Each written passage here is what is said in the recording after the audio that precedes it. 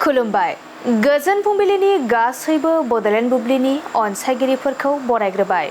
दिनै 27 डिसेम्बर सनिबारनि फानजामुथिखौ फरायथिनो लादों आं उदांस्रि मुसाहारिया। फानजामुथिनि गिबियाव दं मेष राशि। फिसा गोरोन्थिनि थाखाय सोरजोंबा लाजि फोनांजानो हागौ, गोसोखौ मोजां मोननाय नङा। बृष राशि। गोसो होथाबना खामानि मावनो हागोन, मोजां साननायफोरजों साना बारलांगोन। मिथुन राशि। गावनि थांखिसिम सहैनो हागोन, बिमाया जोबोरैनो खुसि जागोन। कर्कट राशि। नोंथाङा मोननांगौ खाबुखौ खोमाना लानांनो हागौ, गाज्रि सान। सिंह राशि।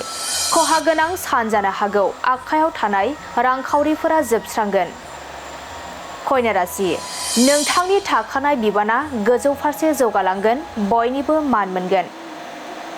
तुला राशि। गोसोआव रंजाखांनाय फैगोन, नुफेरै जायगायाव दावबायहैनो खाबु मोनगोन। वृश्चिक राशि। नोंथांनि हास्थायनाया फेलें थांनो हागौ, दुखुजों साना बारलांगोन। धनु राशि। समाजनि हाबा मावनो बिबान मोननो हागौ, दाबसे जायगायाव थाथेरनो सम मोननाय नङा। मकर राशि। दिनै नोंथांनि थाखाय गोथार सान, गोथार खामानिफोरखौ मावफुंना लानो हागोन। कुम्भ राशि। गोबां रांखावरि खहा जानो हागौ, नखराव बायदि जेंना सोमजिनो हागौ। मीन राशि। जेबो मावनो दांनो गोसो जानाय नङा, गोसोआ उरां फारां जानो हागौ। दिनै सानसेनि राशि फरायथिनायाबो एसेनोसै। आसा खालामो नोंथांनि दिनैनि साना मोजाङै मोजां थांगोन, बेखौ बडलेण्ड बुब्लि नखरनिफ्राय मिजिंथिबाय। गोजोन्थों।